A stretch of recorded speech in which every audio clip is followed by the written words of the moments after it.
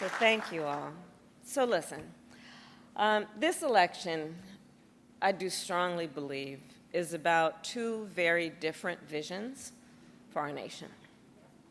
One, ours, focused on the future, and the other, focused on the past. We see that contrast clearly in many ways, including when it comes to how we think about the economy. So our country has come a long way since President Biden and I took office. At that time, we sadly remember the millions of Americans that were out of work. We were facing one of the worst economic crises in modern history. And today, by virtually every measure, our economy is the strongest in the world.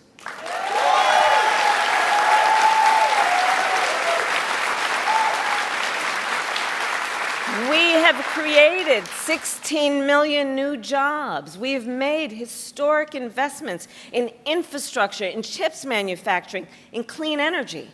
And new numbers this week alone show that inflation is down under 3%.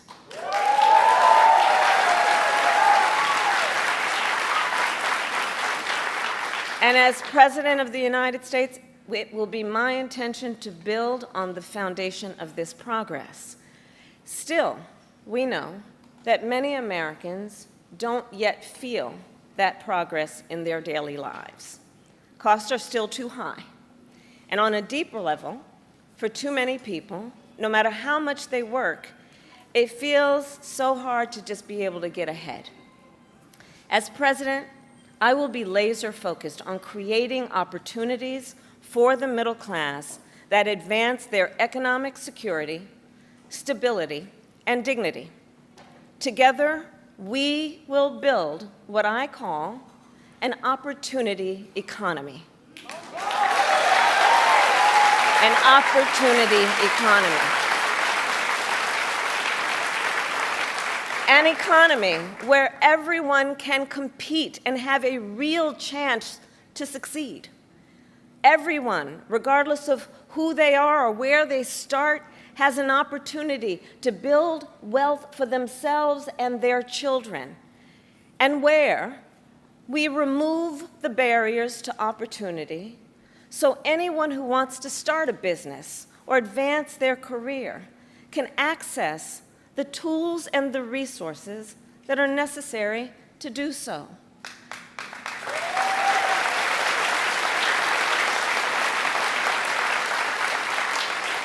I will focus on cutting needless bureaucracy and unnecessary regulatory red tape, and encouraging innovative technologies while protecting consumers, and creating a stable business environment with consistent and transparent rules of the road. As president, I will bring together labor with small businesses and major companies to invest in America, to create good jobs, achieve broad-based growth, and ensure that America continues to define the future and lead the world.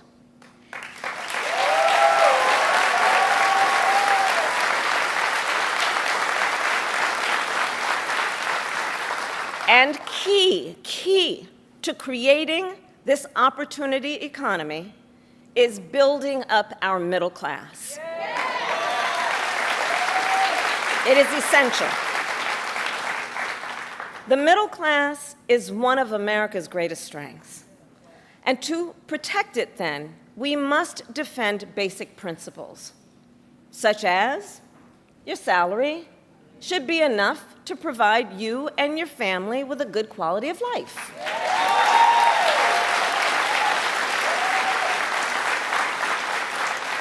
Such as no child should have to grow up in poverty.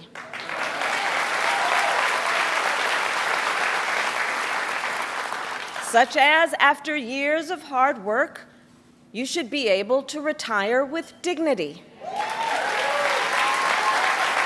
And you should be able to join a union if you choose. Building up the middle class will be a defining goal of my presidency, because I strongly believe when the middle class is strong, America is strong.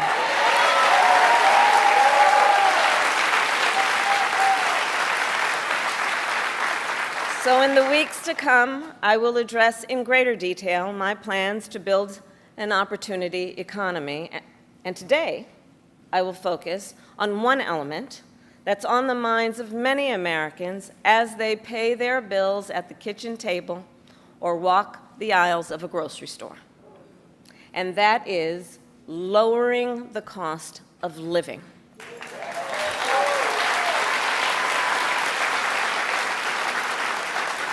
So every day across our nation, families talk about their plans for the future, their ambitions, their aspirations for themselves, for their children. And they talk about how they're going to be able to actually achieve them financially. Because look, the bills add up. Food, rent, gas, back to school clothes, prescription medication. After all that, for many families, there's not much left at the end of the month. I grew up in a middle-class household. For most of my childhood, we were renters. My mother saved for well over a decade to buy a home. I was a teenager when that day finally came, and I can remember so well how excited she was. I kind of understood what it meant, but we called her Mommy. Mommy was so excited, it just made us excited that she was so excited. Later in college, I worked at McDonald's to earn spending money. Well, some of the people I worked with were raising families on that paycheck. They worked second or even third jobs to pay rent and buy food. That only gets harder when the cost of living goes up. When I am elected president, I will make it a top priority to bring down costs and increase economic security for all Americans. As president, I will take on the high costs that matter most to most Americans, like the cost of food. We all know that prices went up during the pandemic when the supply chains shut down and failed. But our supply chains have now improved, and prices are still too high. A loaf of bread costs 50% more today than it did before the pandemic. Ground beef is up almost 50%. Many of the big food companies are seeing their highest profits in 2 decades. And while many grocery chains pass along these savings, others still aren't. Look, I know most businesses are creating jobs, contributing to our economy, and playing by the rules. But some are not, and that's just not right. And we need to take action when that is the case.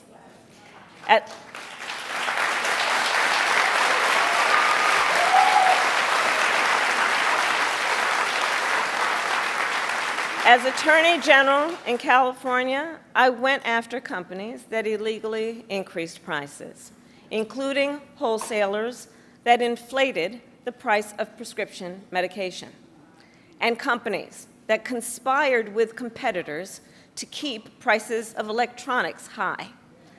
I won more than $1 billion for consumers.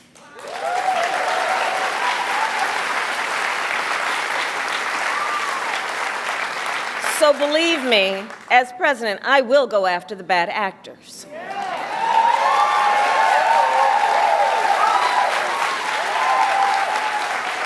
And I will work to pass the first ever federal ban on price gauging on food. My plan will include new penalties for opportunistic companies that exploit crises and break the rules, and we will support smaller food businesses that are trying to play by the rules and get ahead.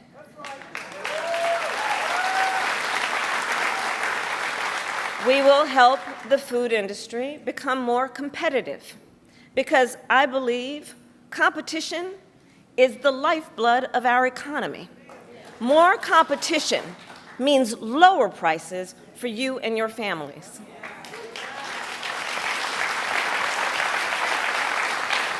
Now compare what Donald Trump plans to do. He wants to impose what is, in effect, a national sales tax on everyday products and basic necessities that we import from other countries. That will devastate Americans. It will mean higher prices on just about every one of your daily needs. A Trump tax on gas, a Trump tax on food, a Trump tax on clothing, a Trump tax on over-the-counter medication. And you know, economists have done the math. Donald Trump's plan would cost a typical family $3,900 a year. At this moment, when everyday prices are too high, he will make them even higher. As president, I'll take on the issue of the cost of health care. As Attorney General, I took on insurance companies and Big Pharma and got them to lower their prices. And together with President Biden, we've gone even further. We capped the price of insulin at $35 a month, and the total cost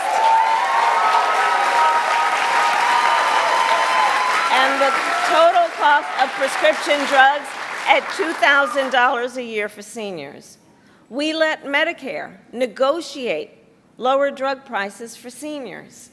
And just yesterday, we announced that we are lowering the price by up to 80% for 10 more life-saving drugs.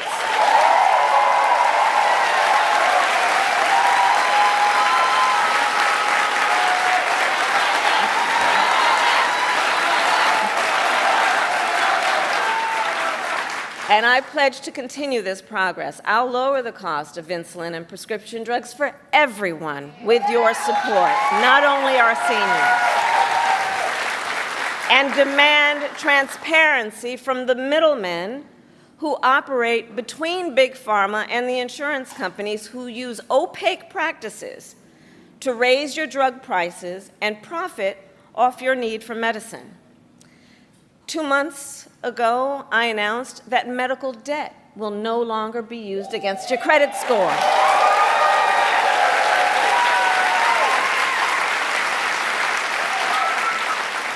And I will work as president with states like here in North Carolina, Roy Cooper, thank you again, to cancel medical debt for more and more, millions more Americans.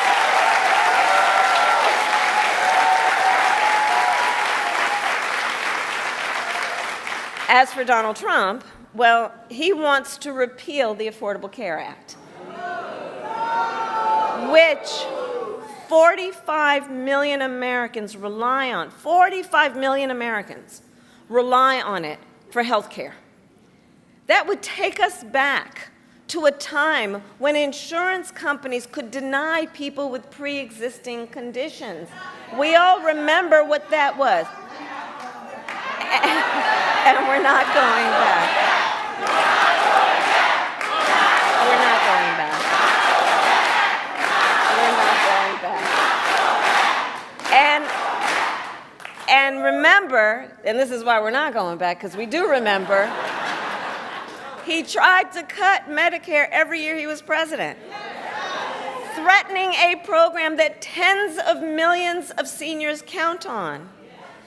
And according to his Project 2025 agenda, he intends to undo our work to bring down prescription drugs, the cost of prescription drugs, and insulin costs.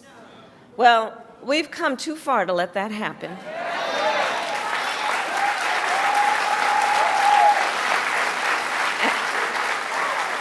So we're not going back on that, and let's talk about the cost of housing. So now, the housing market can be complicated, but look, I'm not new to this issue. As State Attorney General, I drafted and helped pass a homeowner Bill of Rights, one of the first in America. And during the foreclosure crisis, I took on the big banks for predatory lending with many of my colleagues, including Roy Cooper, and won $20 billion for California families when I was Attorney General.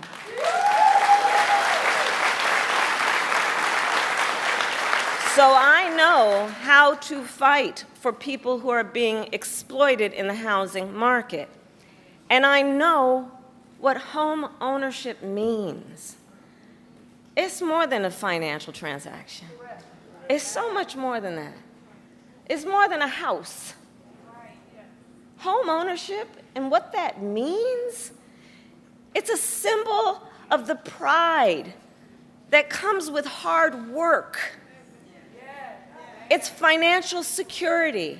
It represents what you will be able to do for your children.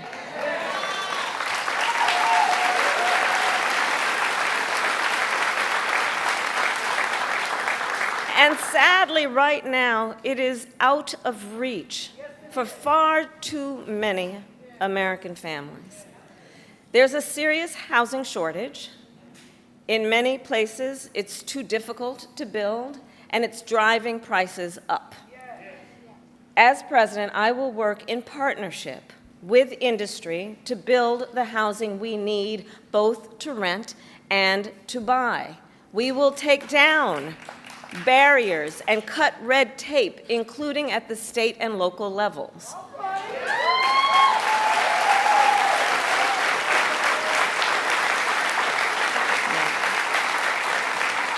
And by the end of my first term, we will end America's housing shortage by building 3 million new homes and rentals that are affordable for the middle class.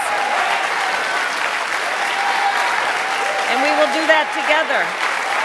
We will do that together. And we will make sure those homes actually go to working and middle-class Americans, not just investors. Because, you know, some corporate landlords, some of them buy dozens, if not hundreds, of houses and apartments. Then they turn them around and rent them out at extremely high prices. And it can make it impossible then for regular people to be able to buy or even rent a home. Some corporate landlords collude with each other to set artificially high rental prices, often using algorithms in price-fixing software to do it. It's anti-competitive, and it drives up costs. I will fight for a law that cracks down on these practices.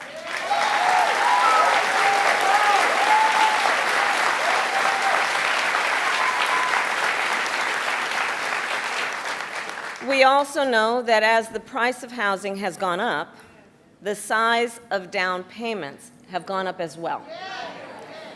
Even if aspiring homeowners save for years, it often still is not enough. So in addition, while we work on the housing shortage, my administration will provide first-time home buyers with $25,000 to help with the down payment on a new home.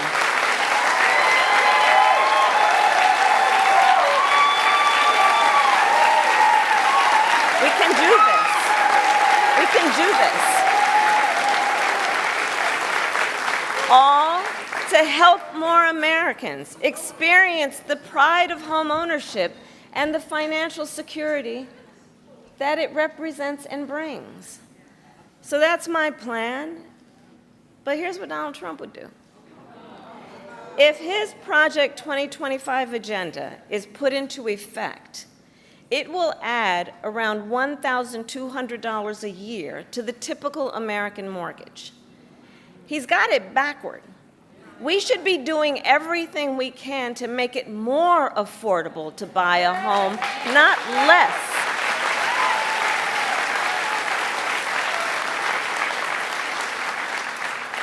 Finally, there's one more way I will help families deal with rising costs, and that's by letting you keep more of your hard-earned money.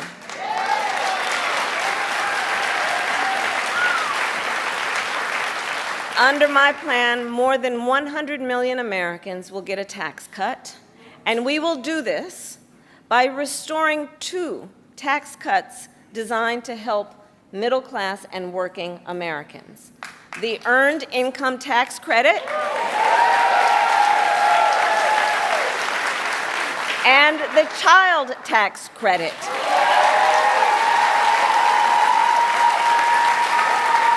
Through which millions of Americans with children got to keep more of their hard-earned income. We know this works and has a direct impact on so many issues, including child poverty. We know it works. So as president, I'll not only restore that tax cut, but expand it. We will provide $6,000 in tax relief to families during the first year of a child's life. Now think what that means. Think what that means. That is a vital, vital year of critical development of a child. And the cost can really add up, especially for young parents who need to buy diapers and clothes and a car seat and so much else. And we will do this while reducing the deficit. Compare my plan with what Donald Trump intends to do. He plans to give billionaires massive tax cuts year after year. And he plans to cut corporate taxes by over $1 trillion, even as they pull in record profits. And that's on top of the $2 trillion tax cut he already signed into law when he was president, which, by the way, overwhelmingly went to the wealthiest Americans and corporations and exploded the national deficit. You know, I think that if you want to know who someone cares about, look who they fight for. Look who they fight for.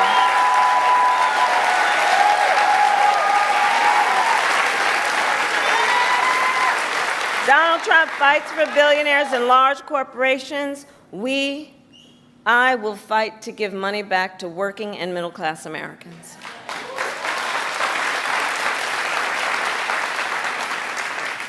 So I'll end with this. 2 days ago, Donald Trump was here in North Carolina. He said he was going to talk about the economy. I think you all watched. You know what I'm about to say. But he offered no serious plans to reduce costs for middle-class families. No plan to expand access to housing or health care. And that, actually, I think for most of us, was not surprising. Because we already know his plans. We know the Project 2025 agenda.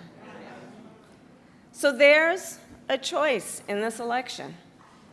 Donald Trump's plans to devastate the middle class, punish working people, and make the cost of living go up for millions of Americans. And on the other hand, when I'm elected president, what we will do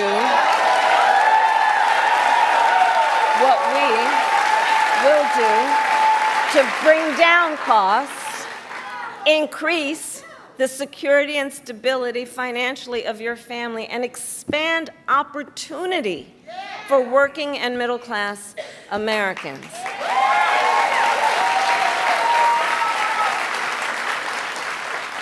So now is the time to chart a new way forward. Now is the time to chart a new way forward, to build